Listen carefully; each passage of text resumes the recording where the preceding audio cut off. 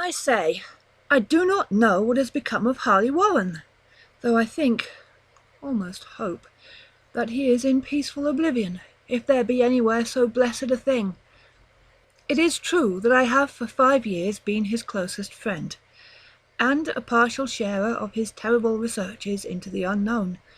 I will not deny, though my memory is uncertain and indistinct, that this witness of yours may have seen us together, as he says, on the Gainesville pike, walking toward Big Cypress Swamp at 11:30, on that awful night. That we bore electric lanterns, spades, and a curious coil of wire with attached instruments, I will even affirm, for these things all played a part in the single hideous scene which remains burned into my shaken recollection. But of what followed, and of the reason I was found alone and dazed on the edge of the swamp next morning, I must insist that I know nothing save what I have told you over and over again. You say to me that there is nothing in the swamp or near it which could form the setting of that frightful episode. I reply that I knew nothing beyond what I saw. Vision or nightmare it may have been. Vision or nightmare I fervently hope it was. Yet it is all that my mind retains of what took place in those shocking hours after we left the sight of men. And why Harley Warren did not return, he, or his shade, or some nameless thing I cannot describe, alone can tell. As I have said before, the weird studies of Harley Warren were well known to me, and to some extent shared by me. Of his vast collection of strange, rare books on forbidden subjects, I have read all that are written in the languages of which I am master, but these are few as compared with those in languages I cannot understand. Most, I believe, are in Arabic, and the fiend-inspired book which brought on the end, the book which he carried in his pocket out of the world, was written in characters whose like I never saw elsewhere. Warren would never tell me just what was in that book. As to the nature of our studies, must I say again that I no longer retain full comprehension? It seems to me rather merciful that I do not, for they were terrible studies, which I pursued more through reluctant fascination than through actual inclination. Warren always dominated me, and sometimes I feared him. I remember how I shuddered at his facial expression on the night before the awful happening, when he talked so incessantly of his theory, why certain corpses never decay, but rest firm and fat in their tombs for 1,000 years. But I do not fear him now, for I suspect that he has known horrors beyond my ken. Now I fear for him. Once more I say that I have no clear idea of our object on that night. Certainly it had much to do with something in the book which Warren carried with him. That ancient book in undecipherable characters which had come to him from India a month before. But I swear I do not know what it was that we expected to find. Your witness says he saw it at 11:30 on the Gainesville pike, headed for Big Cypress Swamp. This is probably true, but I have no distinct memory of it. The picture seared into my soul is of one scene only, and the hour must have been long after midnight, for a waning crescent moon was high in the vaporous heavens. The place was an ancient cemetery, so ancient that I trembled at the manifold signs of immemorial years.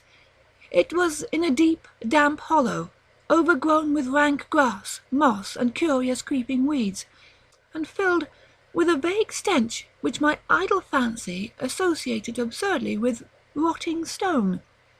On every hand were the signs of neglect and decrepitude, and I seemed haunted by the notion that Warren and I were the first living creatures to invade a lethal silence of centuries. Over the valley's rim, a wan, waning crescent moon peered through the noisome vapours that seemed to emanate from unheard-of catacombs, and by its feeble wavering beams I could distinguish a repellent array of antique slabs, urns, cenotaphs, and mausoleum facades, all crumbling, moss-grown and moisture-stained, and partly concealed by the gross luxuriance of the unhealthy vegetation. My first vivid impression of my own presence in this terrible necropolis concerns the act of pausing with Warren before a certain half-obliterated sepulchre, and throwing down some burdens which we seemed to have been carrying. I now observed that I had with me an electric lantern and 2 spades, whilst my companion was supplied with a similar lantern and a portable telephone outfit. No word was uttered, for the spot and the task seemed known to us, and without delay we seized our spades and commenced to clear away the grass, weeds, and drifted earth from the flat, archaic mortuary. After uncovering the entire surface, which consisted of 3 immense granite slabs, we stepped back some distance to survey the charnel scene, and Warren appeared to make some mental calculations. Then he returned to the sepulchre, and, using his spade as a lever, sought to pry up the slab lying nearest to a stony ruin which may have been a monument in its day. He did not succeed, and motioned to me to come to his assistance. Finally, our combined strength loosened the stone, which we raised and tipped to one side. The removal of the slab revealed a black aperture, from which rushed an effluence of miasmal gases so nauseous that we started back in horror. After an interval, however, we approached the pit again, and found the exhalations less unbearable. Our lanterns disclosed the top of a flight of stone steps, dripping with some detestable ichor of the inner earth, and bordered by moist walls encrusted with nitre. And now, for the first time, my memory records verbal discourse, Warren addressing me at length in his mellow tenor voice, a voice singularly unperturbed by our awesome surroundings. "I'm sorry to have to ask you to stay on the surface," he said, "but it would be a crime to let anyone with your frail nerves go down there. You can't imagine, even from what you have read and from what I've told you, the things I shall have to see and do. It's fiendish work, Carter, and I doubt if any man without ironclad sensibilities could ever see it through and come up alive and sane.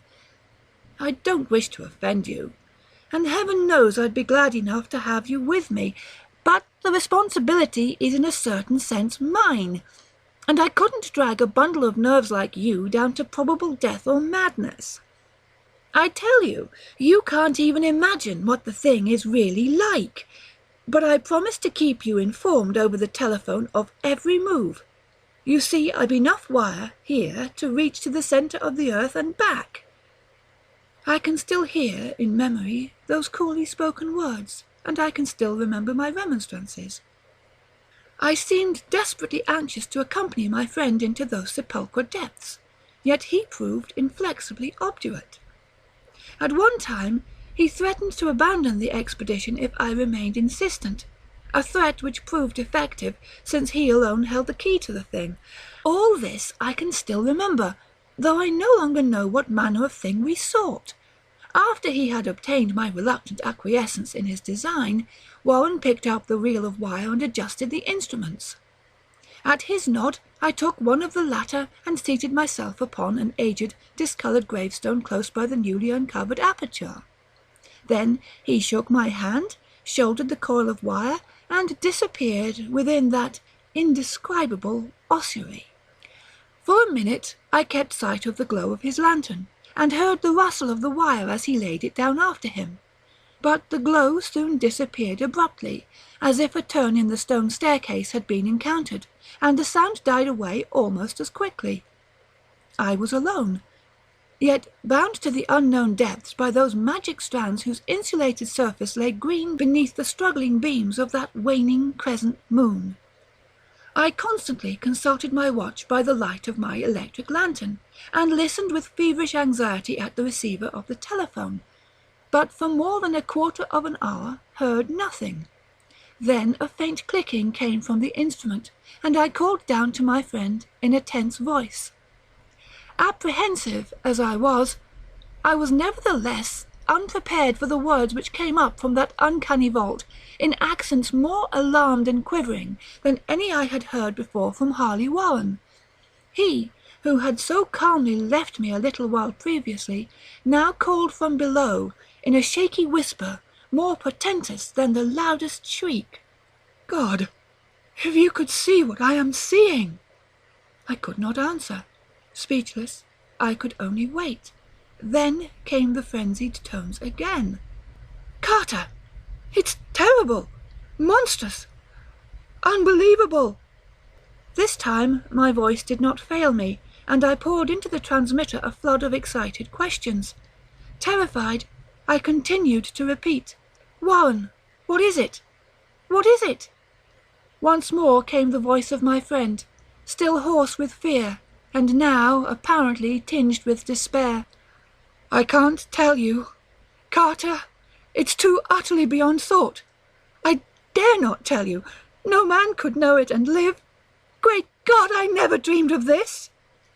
Stillness again, save for my now incoherent torrent of shuddering inquiry. Then the voice of Warren in a pitch of wilder consternation. "Carter, for the love of God, put back the slab and get out of this if you can. Quick! Leave everything else and make for the outside. It's your only chance. Do as I say, and don't ask me to explain." I heard, yet was able only to repeat my frantic questions. Around me were the tombs and the darkness and the shadows.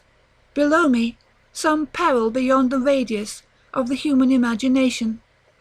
But my friend was in greater danger than I, and through my fear I felt a vague resentment that he should deem me capable of deserting him under such circumstances. More clicking, and after a pause, a piteous cry from Warren. "Beat it!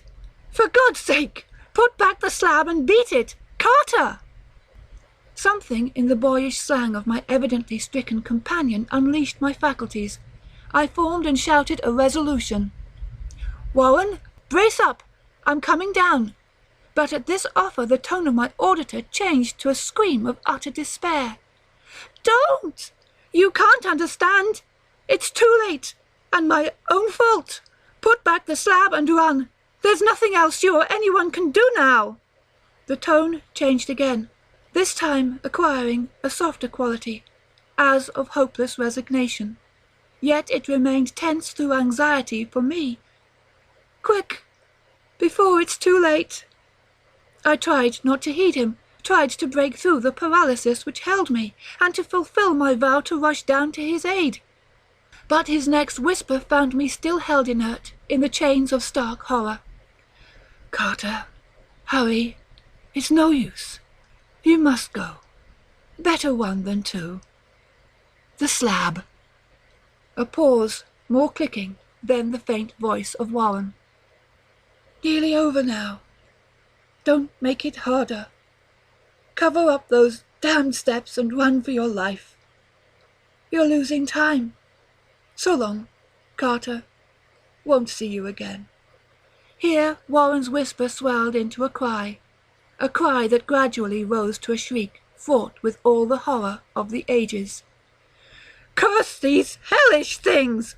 Legions, my God! Beat it! Beat it! Beat it!" After that was silence. I know not how many interminable eons I sat stupefied, whispering, muttering, calling, screaming into that telephone.